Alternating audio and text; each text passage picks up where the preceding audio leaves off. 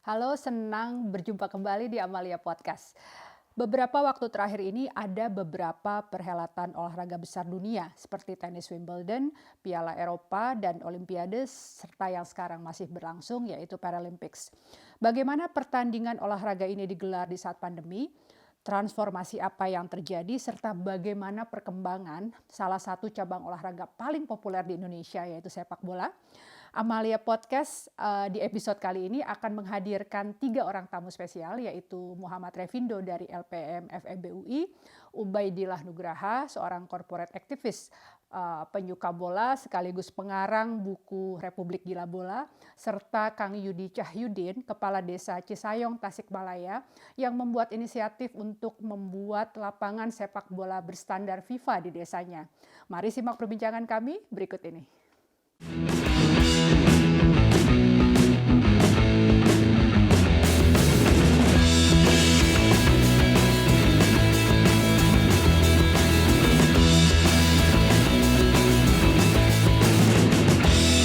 Selamat sore kepada Kang Yudi Cahyudin, Pak Mas Revindo, dan juga Kang Ubaidillah Nugraha. Apa kabar semua Bapak-Bapak? Semoga semua dalam keadaan sehat ya. Baik. Kita terhubung ini dari Sydney ke Jakarta, kemudian Tangerang Selatan ya, dan di Tasikmalaya. Senang sekali atas kemajuan teknologi kita bisa ngobrol bareng di kesempatan hari ini. Nah, di Amalia Podcast episode perdana setelah vakum ini, saya berusaha menyiapkan sebuah episode yang spesial, yaitu tentang olahraga. Karena di beberapa bulan terakhir, sepertinya kita menikmati atau disuguhi oleh berbagai kompetisi olahraga internasional ya, mulai dari betulnya All England, tapi sayang sekali pemain kita nggak bisa tanding ya waktu itu. Kemudian dari tenis Wimbledon, terus Piala Eropa tentunya, kemudian Olimpiade yang membawa kebanggaan bagi kita karena kita bisa meraih medali emas ya dari cabang bulu tangkis ganda putri. Dan sekarang yang masih berlangsung juga Paralympics, di mana atlet-atlet Indonesia pun menunjukkan prestasi yang sangat membanggakan. Nah, ini kan sebuah hal yang cukup menarik untuk dikaji ya, bagaimana kemudian perhelatan olahraga akbar dunia itu bisa tetap diselenggarakan di masa pandemi. Karena tentunya pertunjukan olahraga itu kan melibatkan banyak orang. Dan ini adalah hal yang sangat dihindari selama pandemi. Nah, itu satu hal yang akan kita bicarakan selain beberapa hal menarik lain yang bisa kita diskusikan bersama. Nah, yang pertama nih saya pengen nanya dulu mungkin ke Mas Revi dan mungkin nanti Mas Ubay bisa menambahkan. Sebetulnya nilai ekonomis atau profit lah dari sebuah pertandingan akbar olahraga dunia itu sebesar apa sih Mas Revi? Atau sebetulnya ada aspek non ekonomi lain sampai banyak banget negara tuh ingin sekali menjadi tuan rumah pertandingan-pertandingan akbar dunia yang baik itu Piala Dunia sepak bola, Piala Eropa atau Olimpiade kan wah luar biasa ya kita berusaha bidding gitu kan. Termasuk kalau Indonesia portfolio kita terakhir yang sangat membanggakan itu Asian Games ya. Boleh dijelaskan sedikit nggak Mas Revindo? Ya, ini baru pertama dari tembak pertanyaan sulit, belum dikasih kopi ya. Iya, ini paling sulit nih pertanyaan ini. Iya, aduh, ngeri ya. Tapi gini, mungkin saya nggak langsung nanti dipilah-pilah aja ya Mbak Amalia jawabannya. Jadi topik besarnya kan sebetulnya sport tourism gitu ya. Nah, sport tourism di dunia itu 5 tahun lalu nilainya sudah 600 miliar dolar. 600 miliar dolar, oke. Berarti tahun ini kalau tidak ada COVID, mestinya tahun ini sudah sampai hampir 1 triliun dolar. Nah, sport tourism itu apa? Saya melihat kalau literatur bilang sport tourism itu ada 3 macam. Sebagai penonton, ya, sebagai penonton satu pertandingan, sebagai partisipan itu juga sekarang jadi seru karena begitu banyak event yang memungkinkan orang dengan bukan tanpa ranking dunia ikut maraton atau apa itu kan mulai mewabah juga kan. Oke. Berarti yang non atlet pun mulai bisa berpartisipasi secara full gitu ya. Betul. Kan kita lihat teman-teman kita pamer saya ikut maraton di mana sebagai partisipan gitu ya. Ya kan? Nah, kemudian jadi sebagai penonton, spectator, sebagai partisipan baik itu profesional maupun non profesional, atau memang ada kegiatan olahraga di daerah wisata, biasanya digabung. Di daerah wisata ada parasailingnya, gitu. Nah itu di total itu mungkin sekitar $1 triliun. Oke, itu secara umum. Tapi mungkin yang dimaksudkan Mbak Amalia di sini yang sport tourism sebagai tontonan, industri tontonan. Nah kalau itu menjadi seru. Tontonan itu dibagi dua output akhirnya, tontonan arena dan tontonan dari layar kaca, ya kan? Kalau dia dianggap sebagai produk hiburan tontonan, ujung akhirnya kan dua nih, layar kaca dan venue. Venue akan menggerek sektor-sektor ekonomi seperti tiketing, transportasi, makanan minuman, jersey, sepatu, dan SSB, karena itu kan jadi produk rantai produksi pemain. Sementara kalau yang tontonan layar kaca akan mengerek industri apa? Industri periklanan, penyiaran, ya termasuk makanan minuman, karena nonton depan TV pasti pegang chips dan minuman, gitu kan? Itu kan dua hal yang dua tempat perputaran uang yang sedikit berbeda channelnya, gitu. Nah, jadi kalau yang seperti itu hanya sekedar bocoran, walaupun seluruh dunia usahanya itu mengalami kemunduran, tetapi pengeluaran iklan untuk tontonan untuk di layar kaca sekarang ada dua ya, yang konvensional televisi maupun yang streaming ya, yang di internet ya. Yang internet baik yang free maupun yang berbayar. Itu selama pandemi 2 tahun naik terus, 2020 naik hampir 3%, 2021 pengeluaran iklan dunia tidak turun, naik. Jadi kalau pandemi ini tontonan stadionnya berkurang, tontonan venue-nya berkurang, maka mungkin nilai total dari sport tourism-nya turun, tapi turunnya nggak akan 50%, turunnya hanya 20%, karena menjadi tontonan layar kacanya menjadi semakin seru, dan orang akan belajar bagaimana mengemas tontonan layar kaca itu seru, walaupun di stadion nggak ada penontonnya, tapi mereka berpikir gimana biar tetap seru. Gitu. Mungkin pembukaan aja dulu, nanti yang detailnya saya sambil cari-cari datanya. Terima kasih. Kang Ubay mungkin boleh ditambahkan nggak tentang pertanyaan saya tadi, kenapa aspek ekonomi atau mungkin justru ada aspek non ekonomi ini, Kang Ubay. Tadi Mas Revi kan sudah lebih fokus ke ekonomi ya, bagaimana perputaran uangnya, kemudian nilai iklan dan lain-lain. Kalau dari Kang Ubay mungkin bisa menambahkan aspek non ekonominya nih dari kegiatan atau dari perhelatan akbar olahraga ini kan, sampai negara nih kayaknya berlomba-lomba banget pengen jadi host. Datanya lengkap mungkin Mas Revi ya, ekonom, namanya juga ekonom ya. Ekonom. Bicara soal potensi ekonomi sport tourism, dan menarik ya, angkanya tadi berapa, 1 triliun ya, 1 triliun dolar. 1 triliun dolar. Dan memang selama ya beberapa tahun terakhir ketiga unsur yang tadi disampaikan, sport partisipan, sport ya itu berkembang cukup pesat. Jadi dari sisi ekonomi ya, tetapi tentunya kalau kita bicara sport ada ruh di sana ya, ruh yang bisa saja tidak sekedar bersifat ekonomis. Contohnya tadi mungkin Mbak Lia bilang kenapa negara ingin sekali mengadakan perhelatan seperti Piala Dunia, Piala Eropa, Olimpiade. Apakah karena menguntungkan?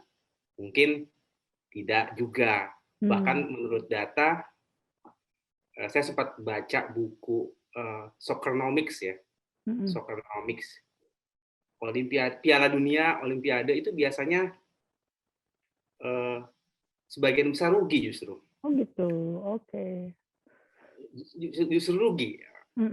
Misalnya sekarang contohnya Piala Dunia Qatar itu ya,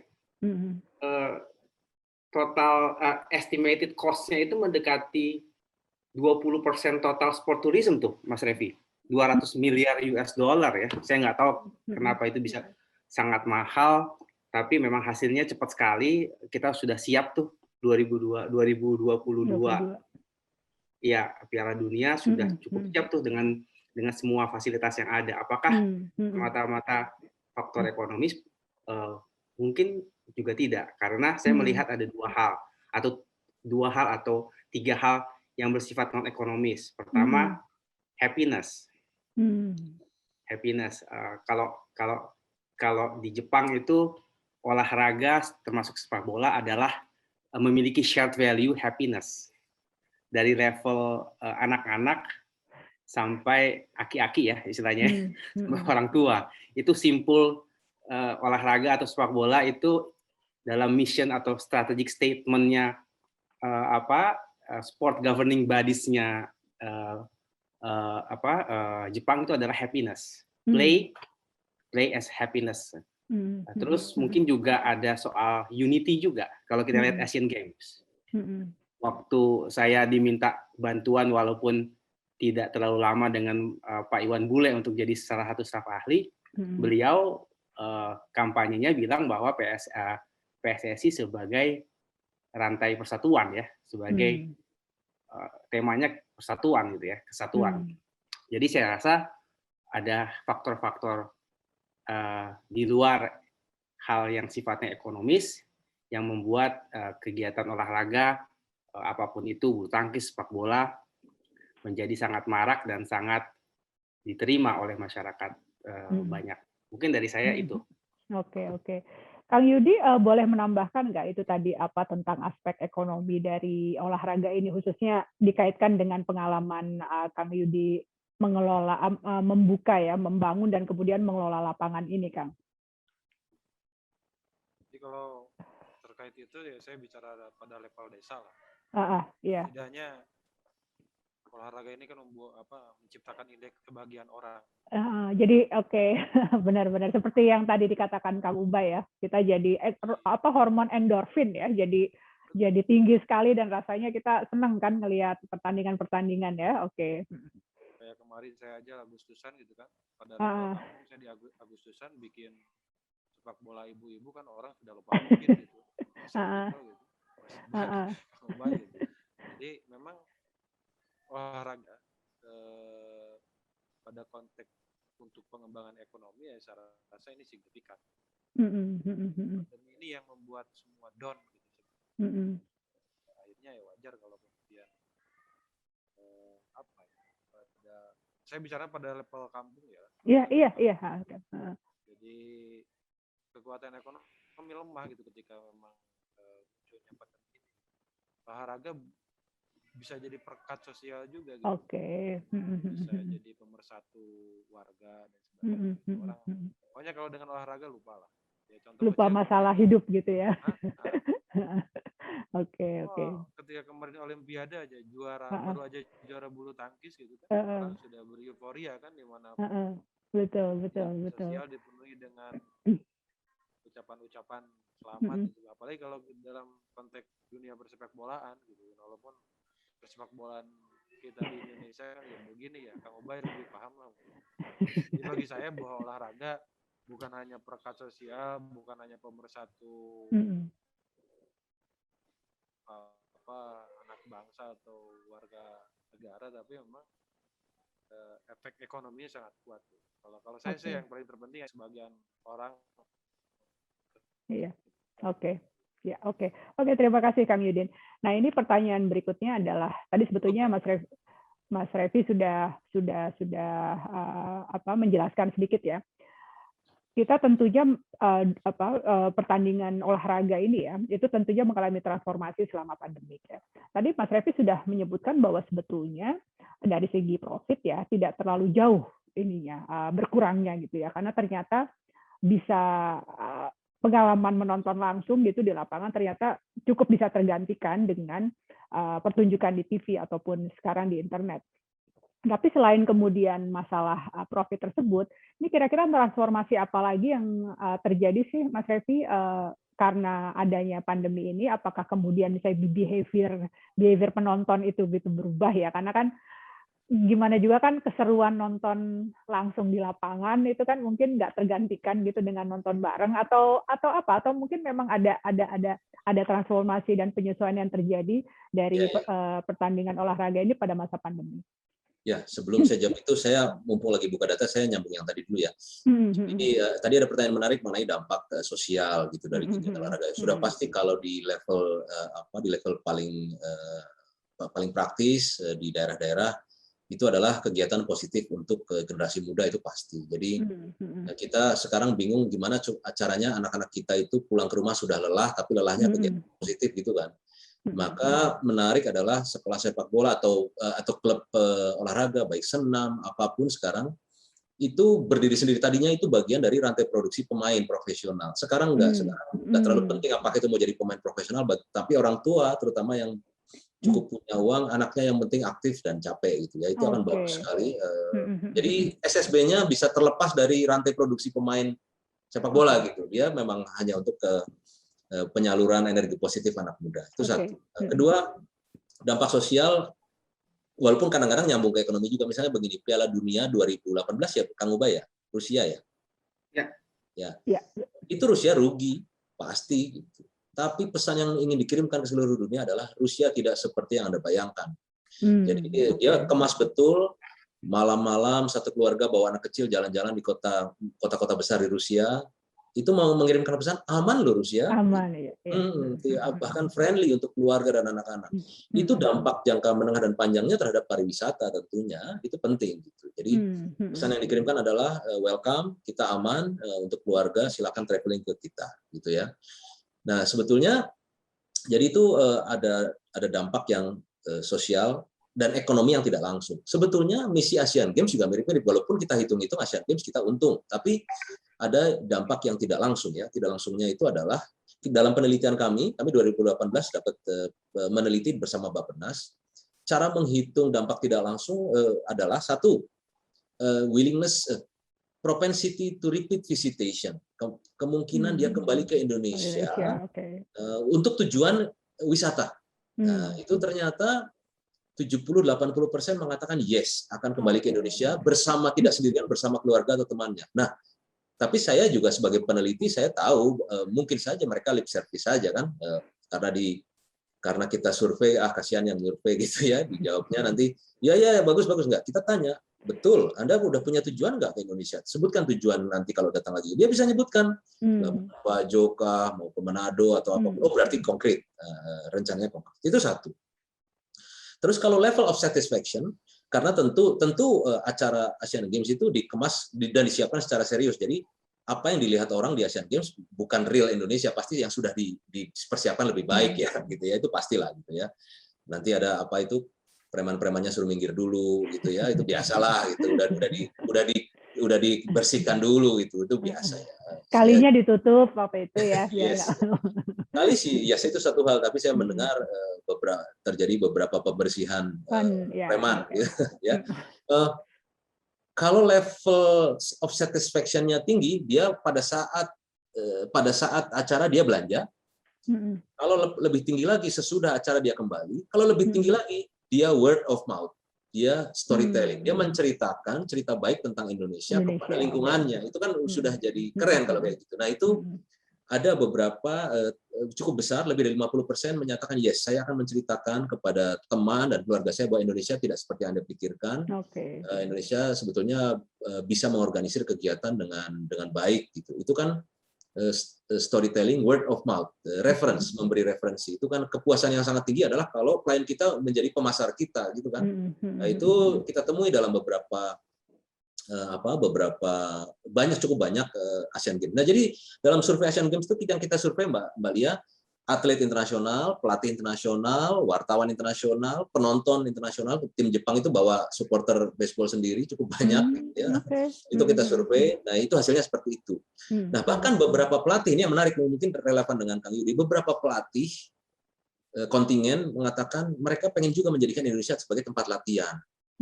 Biasanya kan ada conditioning dulu ya, Mas Ubay dan Kang Yudi ya. Misalnya mereka mau tanding di Singapura, seminggu sebelumnya mereka aklimatisasi dulu, cari negara yang dekat-dekat. Nah, itu bisa Bali, itu bisa menjadi pilihan. Mereka seminggu di situ training camp gitu. Itu potensi yang besar.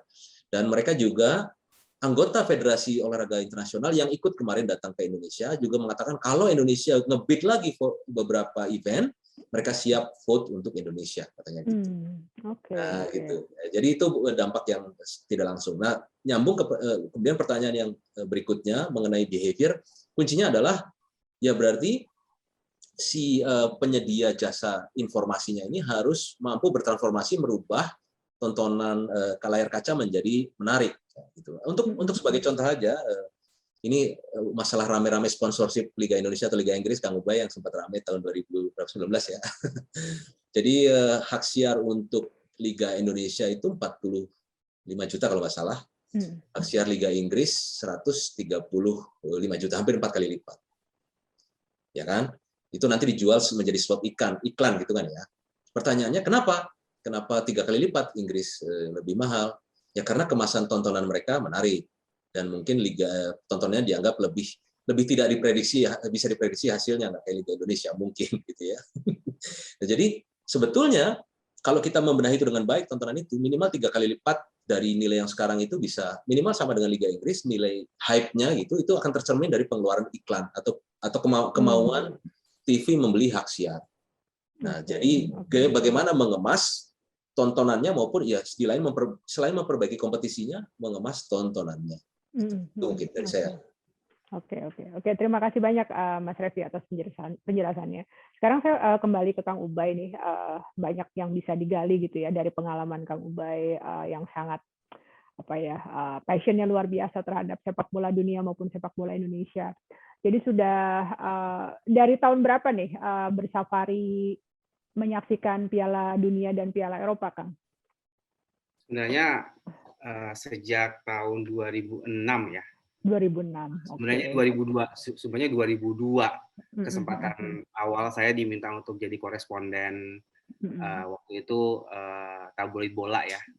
Cuma tidak dapat izin waktu Jepang Korea, tapi 2006 saya pas kuliah di sana di Swiss ya. Eropa saya diminta untuk meliput.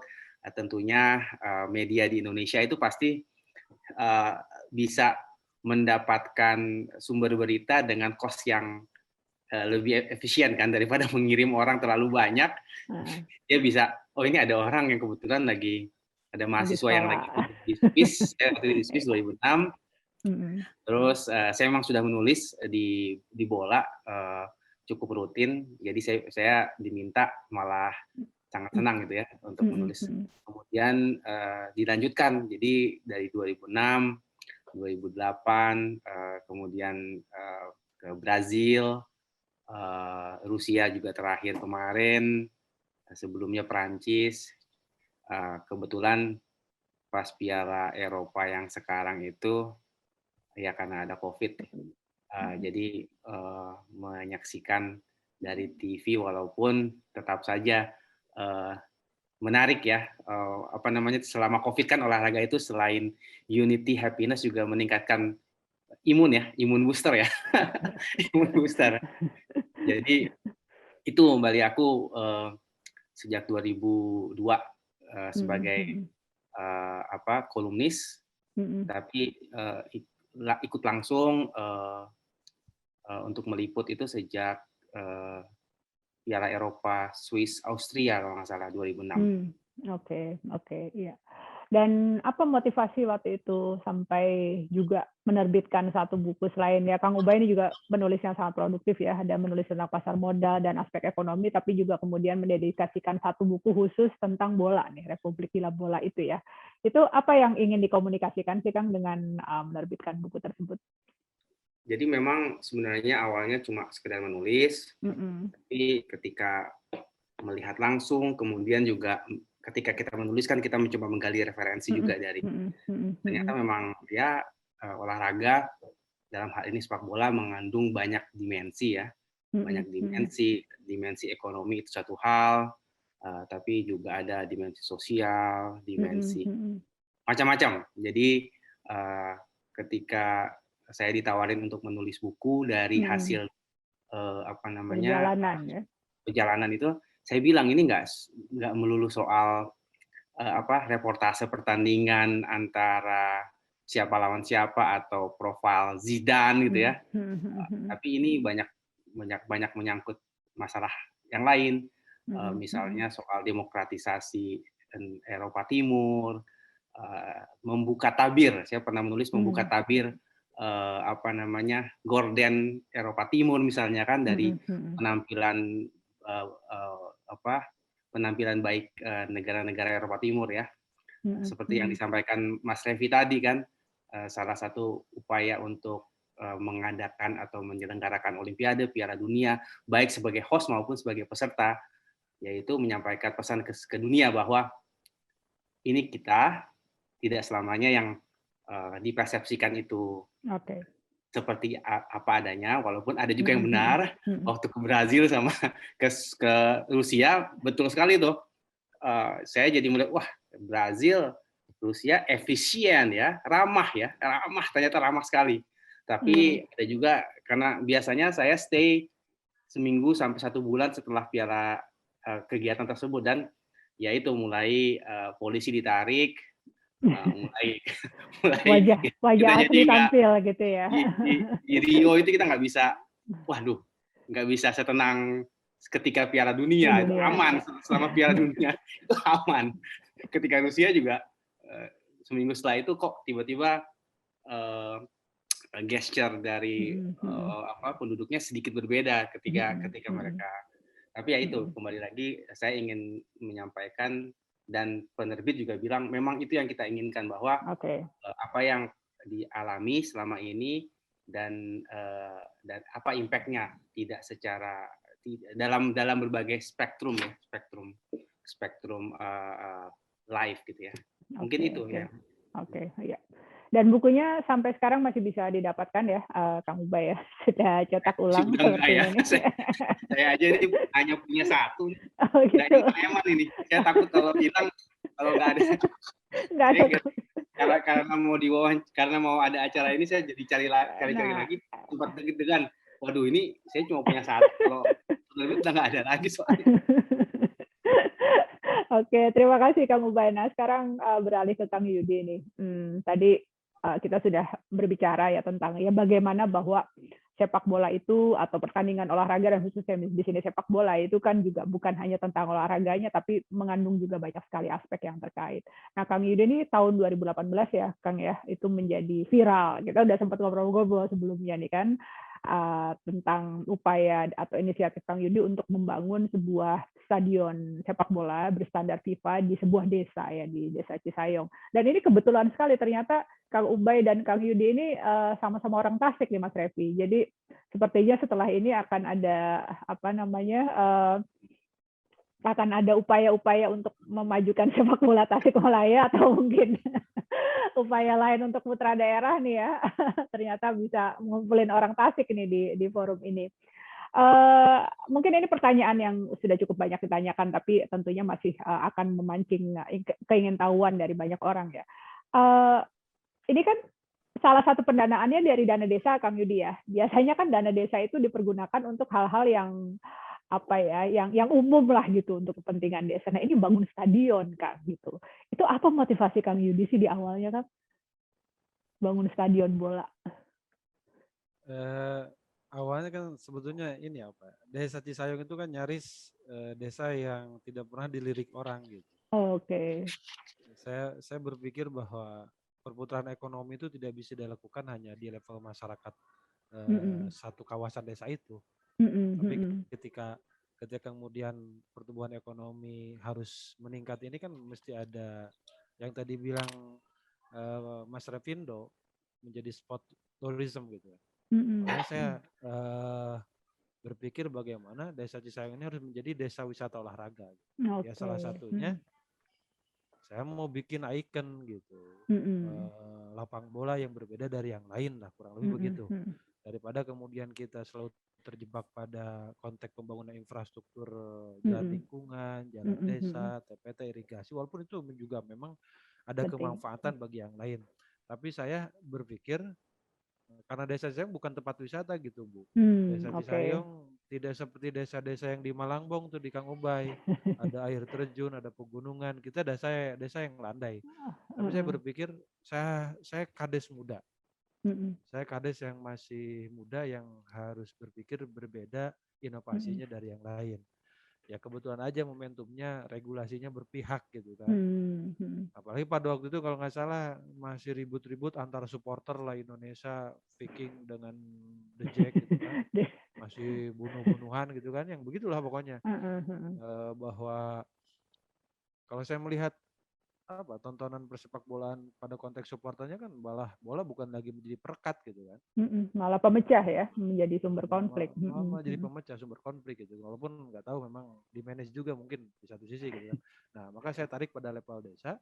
Desa saya harus menjadi desa wisata olahraga yang bagaimana masyarakat desa saya harus ikut secara ekonomi berkembang. Bukan hanya pada konteks urusan minat bakat atau kemudian sekolah sepak bolanya, tapi bagaimana desa saya kemudian harus mampu menjadi wisata bagi orang lain. Besok nih contohnya, besok saya hari Sabtu pengurus asosiasi pemerintah desa Kabupaten Sukabumi kan mau main bola di sini. Nah ini otomatis sudah mulai tanya kalau nginep di desa Cisayong berapa harganya, kalau makan berapa harganya.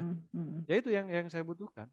Ya, karena saya yakin bahwa saya yakin suatu saat bahwa ya generasi muda juga akan mengikuti alur apa yang terjadi di ranah desa gitu. Masa ketika ada fasilitas lapang bola bagus, anak-anak muda tidak mau mengembangkan bakatnya pada keolahragaan gitu kan. Daripada dulu lah lapang-lapang desa itu kan penuh dengan air, becek gitu kan, berdebu dan sebagainya, saya ingin ciptakan itu. Pokoknya begitu Bu. Jadi saya ingin berbeda dari yang lain, dan saya berpikir bahwa daripada investasi atau investor dari luar masuk, kita punya dana desa, ya apa susahnya? Kita manfaatkan dana desa itu sebaik mungkin. Ya karena kita nggak punya wisata gitu, wisata alam gitu, ya kita ciptakan itu. Walaupun akhirnya kesininya ya kita dituntut lah. Setelah berinovasi, setelah viral, orang akhirnya menunggu-menunggu. Apalagi nih, apalagi Cisayong inovasinya kan, aktivitasnya apalagi, inisiatifnya. Memang lelah sih, gara-gara netizen sih viral, gara-gara vlogger, youtuber viral gitu dan sebagainya. Emang ya beginilah takdir yang harus dihadapi gitu kira. Takdir saya hanya berpikir apa ya? Saya hanya berpikir, jadi saya hanya berpikir bahwa ya bisa jadi negara Eropa atau yang lainnya persepak bolanya maju karena fasilitasnya di ranah desa ya juga hebat gitu. Dan saya lihat bahwa persepak bolaan Indonesia semua ya berangkat dari kampung gitu kan, berangkat dari desa. Andai saja kemudian fasilitas olahraganya diperbaiki, saya rasa bahwa atlet-atlet pesepak bola kita itu akan handal gitu. Dari itu saja sebetulnya Bu. Daripada pemerintah kabupaten, pemerintah provinsi, pemerintah pusat tidak berbuat, atau PSSI tidak berbuat karena PSSI kan keterbatasan anggaran, ya saya aja deh yang berbuat lah, bikin lapang bola yang mudah-mudahan jadi inspirasi yang lainnya. Dan sekarang alhamdulillah Bu, dulu kita bikin lapang bolanya didampingi oleh 2 orang konsultan, sekarang malah kita yang jual rumputnya ke lapang bola orang lain. Malah jadi konsultan ya nih Kang ya, malah dimintain. Konteks bisnisnya ada lah, Kebetulan lapang bola kami kan diurusnya sama dikelolanya sama badan usaha milik desa gitu. Jadi badan usaha milik desa yang mengelola lapang kami. 2 kali 45 menit lapang bola kami bayarnya kan sewanya 2 juta. Sudah plus wasit, garis, kemudian boyball, air minum lah. Kurang lebih begitulah. Oke. Wah, luar biasa sekali Kang Yudin. Saya terkesan sekali tadi bagaimana Kang Yudi think outside the box ya gitu. Bahwa desanya tidak punya potensi pariwisata ya yang sebagus di desanya Kang Ubay gitu, dan kemudian akhirnya berpikir apa gitu yang bisa dikembangkan dari daerahnya Kang Yudi ini.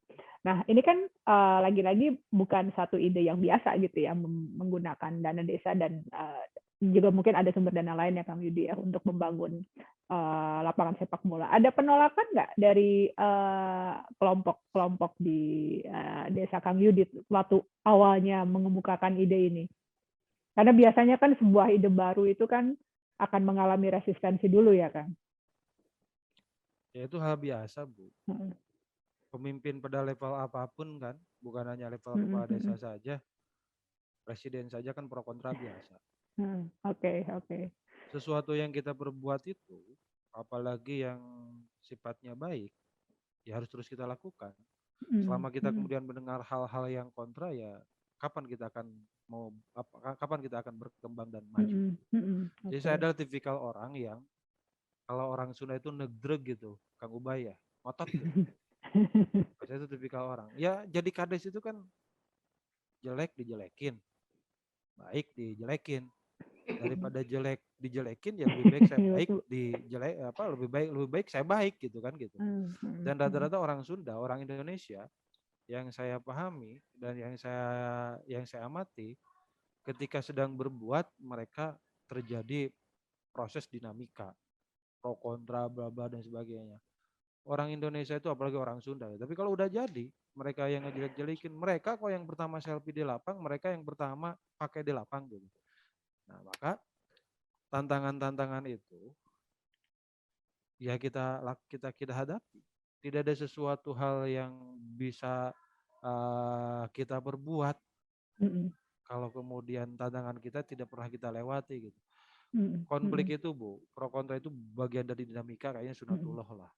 Persoalan mekanisme melalui musyawarah desa terjadi perdebatan itu sudah biasa.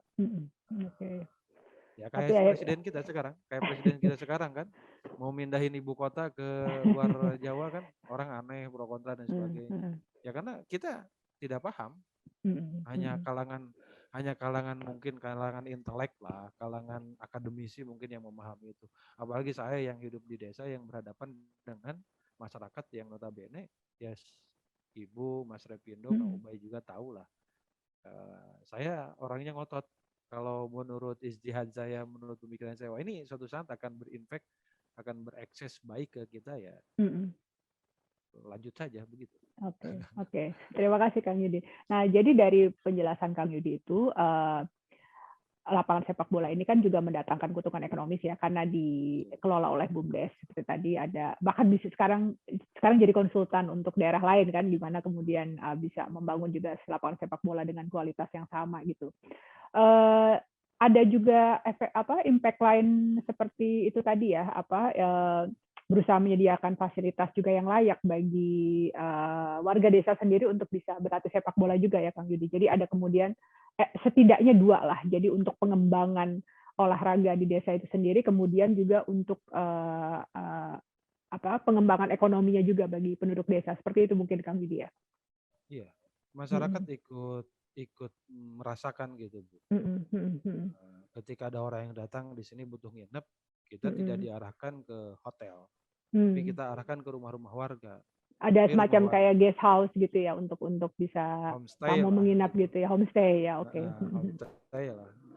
Kadang kalau tidak mencukupi homestay-nya, kadang rumah warga itu sendiri yang kita jadikan homestay gitu. Oke. Yang penting beres, rapih gitu kan, bersih gitu kan, nyaman gitu kan. Yang paling terpenting lagi ya iklim kondusivitasnya Bu. Iklim apa ya, keamanannya. Tamu itu yang namanya orang berwisata, orang berolahraga dari luar datang ke desa, yang penting aman lah. Nah, nggak ada preman-premannya gitu, nggak ada yang malak-malakin ya. Itu kan sebetulnya yang bisa meningkatkan sumber perekonomian bagi masyarakat atau bagi ruang-ruang apapun gitu kan. Jadi orang mau datang ketika ya kondusif, karena saya pernah juga dapat curhatan dari beberapa pesepak bola dari luar gitu. Ketika mereka bermain bola di lapang bola desa yang lain, di stadion yang lain, ketika parkirnya mahal, ketika kemudian orang-orangnya tidak ramah, tidak sopan, tidak santun, ya mereka tidak. Nah, saya di Cisayong menciptakan itu. Bagaimana orang yang dari luar datang, tapi orang Cisayongnya someah kasemah gitu, sopan, santun ke orang yang datang. Itu sebetulnya. Oke.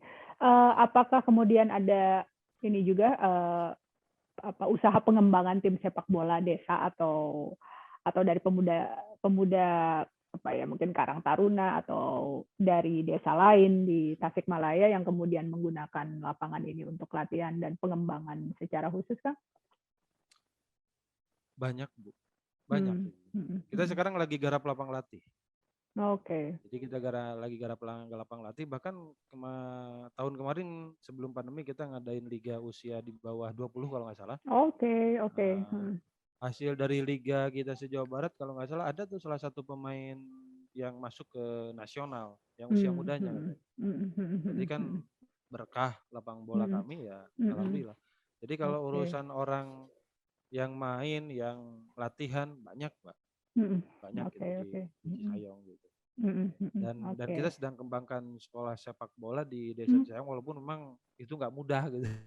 Ngomongin sekolah sepak bola nggak mudah lah. Yang penting di level kampung ada yang memfasilitasi, ada yang kemudian ngurus lah, memanage bagaimana anak-anak desa ya mau berolahraga dengan baik lah begitu. Oke, sudah mau berolahraga dengan baik dan punya fasilitas kelas dunia ya, Kang Yudi ya. Oke.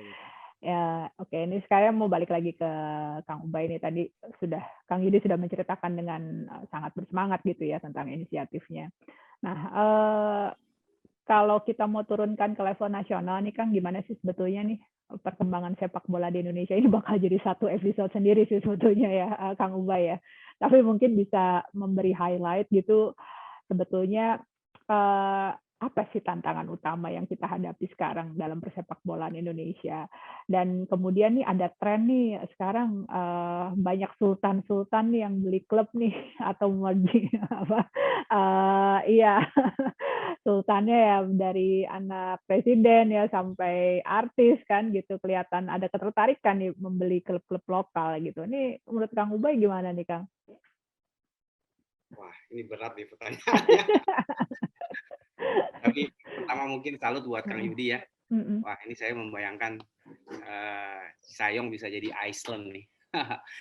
Di mana roda perekonomian, roda kehidupan dalam satu lokasi atau negara atau desa itu bisa dihidupi dan disemarakan oleh kegiatan sepak bola atau kegiatan olahraga ya. Apalagi tadi tidak cuma menyediakan infrastruktur, tapi juga hal-hal yang terkait dengan olahraga ya, site ininya, juga pengembangan liga segala macam ya. Iya, ada liganya juga. Ya. Dan ini paling tidak merepresentasikan hal yang mungkin saya rasa masih jadi tantangan kita bersama dalam memajukan persepak bola nasional ya. Mungkin kalau secara umum saya nggak berani, tapi kalau misalnya kita kecilkan skopnya ke bagaimana menjadikan sepak bola itu bisa menjadi secara ekonomi dan secara sosial itu bisa menjadi faktor pemicu pertumbuhan, kegairahan beraktivitas. Mungkin saya suka mengutip ekonom nih, Kang. Sorry ya, Mas Revi nih. Di buku Republik Gila Bola, saya sebenarnya memberikan summary atas sebuah buku namanya Economics of Football. Bagaimana sepak bola itu bisa menjadi key growth di beberapa negara.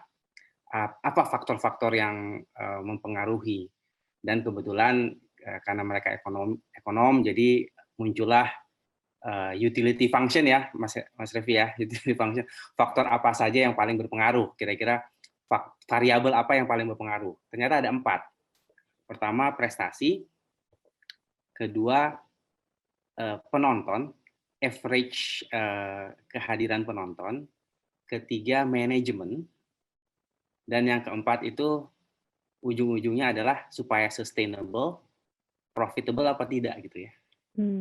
Di Indonesia kita sudah punya satu paling tidak ya, yang digaransi itu jadi salah satu faktor keunggulan menonton ya, Kang Yudi ya, mau Bobotoh, The Jack, Singoedan, ada Malang, dan banyak lainnya ya, itu sudah beyond beyond yang kita lihat dari negara-negara lain ya. Cuma PR yang lain ya 3 itu. Prestasi tentunya masih jadi tantangan ya. Saya nggak tahu peringkat FIFA kita berapa sekarang. Kemudian profitable atau tidak, kita juga belum tahu. Dari zamannya Ketua PSSI Azwar Anas misalnya pindah ke itu profitnya berapa sih dari mengelola mengelola liga, mengelola organisasi, dan ada satu hal yang kebetulan pada saat itu saya diminta untuk membenahi yaitu manajemen dan tata kelola. Itu jadi satu faktor yang kebetulan menjadi variabel key success factor sebuah sepak bola itu bisa secara selain profitable dia juga bisa signifikan dalam ekonomi. Itu yang saya lihat tantangannya. Dan tadi kalau dengar Kang Yudi tentunya semuanya sekarang kan kita bisa bangun itu dari desa ya Kang ya. Dari desa pemerintah pusat bisa menjadi katalis ya atau agregator dari kekuatan-kekuatan yang ada di tingkat desa. Ketika misalnya kita kan punya sekarang pelatih ya, atau sekarang technical director namanya ya, Mas Revi ya, Indra Syafri ya, itu kan kerjanya keliling Indonesia buat cari bibit berbakat, mungkin bisa juga dapat satu dari Isayong gitu ya. Nah itu saya rasa sangat berperan dalam pengembangan olahraga atau dalam hal ini sepak bola di kemudian hari gitu ya.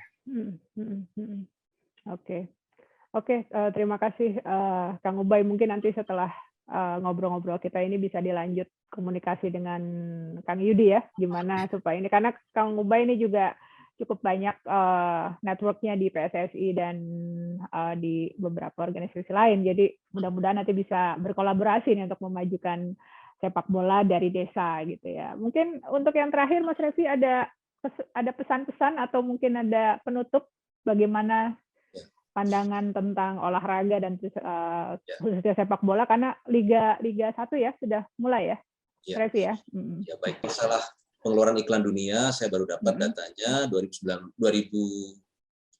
itu 336 miliar dolar sebelum pandemi. Pada tahun 2020 pada saat pandemi naik 378 miliar dolar. Tahun 2021 naik drastis 455 miliar dolar. Jadi pengeluaran iklan tidak berkurang walaupun banyak perusahaan dunia pada kolaps. Kenapa? Karena mereka tahu fokusnya di mana orang sekarang matanya tertuju. Nah, adanya di layar kaca gitu ya. Kalau dulu kan orang itu mondar-mandir, kadang-kadang dia lihat billboard, kadang-kadang dia kemana fokusnya. Sekarang perusahaan udah tahu di mana dia harus pasang iklan. Itu pertama. Kedua tadi pertanyaan, bagaimana merubah tradisi dari tontonan venue menjadi tontonan layar kaca. Contoh menarik, kemarin ya Kang Ubay sama Kang Yudi tahu ya, waktu semifinal Grecia Napoli dan Rahayu ya. Apriani Rahayu. Ya, itu pas sampai semifinal itu terjadi perdebatan seru di kolom chat biasa kan, yang ribut kan netizennya, penontonnya gitu ya. Gara-garanya kalau saya nggak salah itu awalnya komentator yang heboh itu loh. Komentator heboh yang menurut beberapa penonton yang menganggap ini nggak cocok nih, masa badminton komentatornya seperti itu. Pada set kedua ganti komentatornya jadi Oma Gillian Clark. Gillian Clark itu orang Inggris tapi dia tahu Grecia Poli lahir di mana, sukanya makanan apa, dia riset betul gitu. Beberapa penonton lebih suka yang seperti itu artinya tayangan layar kaca berevolusi juga gitu, mengikuti sudah mulai ada orang nih maunya apa gitu. Bahkan sampai komentatornya pun mereka menunjukkan ketidaksukaannya. Bukan saya nggak suka dengan ini, tapi stylenya nggak cocok nih untuk badminton level seperti ini. Itu contohnya, jadi berevolusi. Nah, mengenai tadi biaya penyelenggaraan, Bang Kang Ubay bilang Qatar ya, itu Jepang juga naik 4 kali lipat dari awalnya. Awalnya sebelum pandemi 7, sekian miliar dolar, sekarang karena pandeminya naik jadi 26 sekian. Kenapa? Ya harus bahkan sampai penginapan atletnya harus dibuat jarang-jarang, prosedur kesehatannya ditingkatkan. Itu naik drastis. Tapi Jepang ingin menunjukkan pesan apa kepada dunia? Satu adalah kami adalah negara yang paling disiplin prokes, kami mampu menyelenggarakan event sebesar ini pada saat puncak pandemi karena kami aman dari sisi kesehatan. Jadi menunjukkan resiliensi ya, Mas Revi ya. Resiliensi dan kualitas.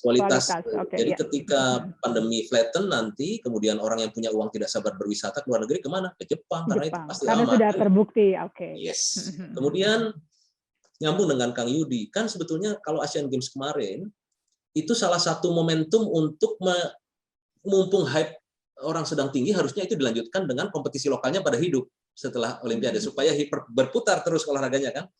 Karena kalau memelihara venue Jakabaring misalnya dengan anggaran pemerintah kan sulit.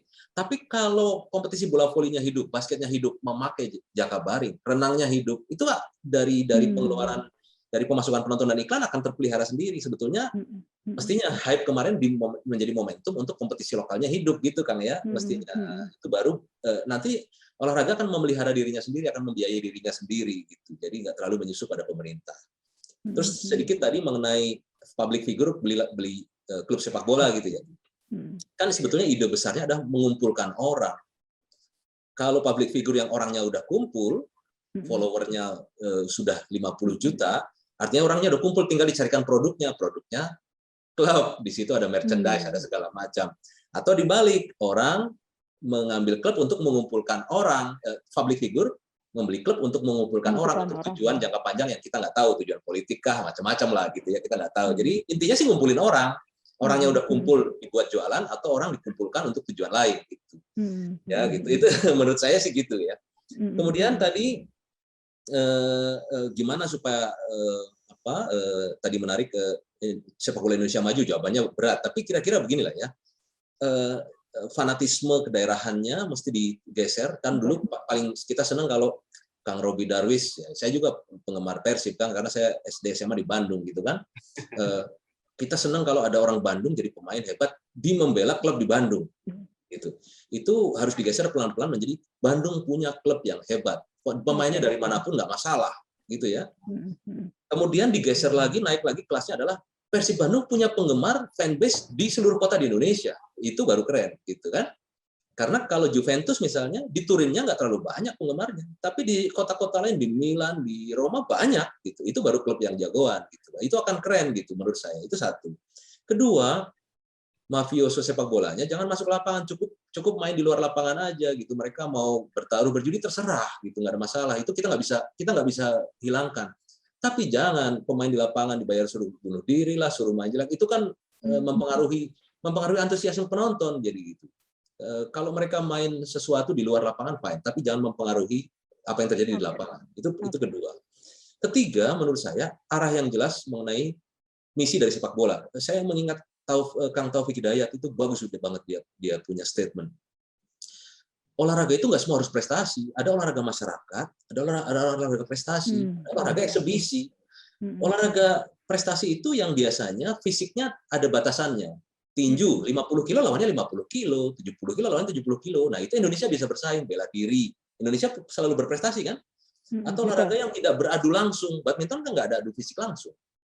Tapi kalau ada fisik langsung, sepak bola, basket, sudahlah itu olahraga masyarakat aja. Yang penting masyarakat itu sehat, happy, gitu ya. Kemudian ekonomi bergerak, bahwa prestasi nanti belakangan akan mengikut sendiri. Tapi jangan, menurut saya tidak perlu kita harus jadi juara dunia, juara Asia. Saya pikir bukan ke sana arah sepak bola. Malah saya boleh berbeda pendapat dengan Kang Ubay. Ya. Kalau Kang Ubay tadi prestasi, saya balik.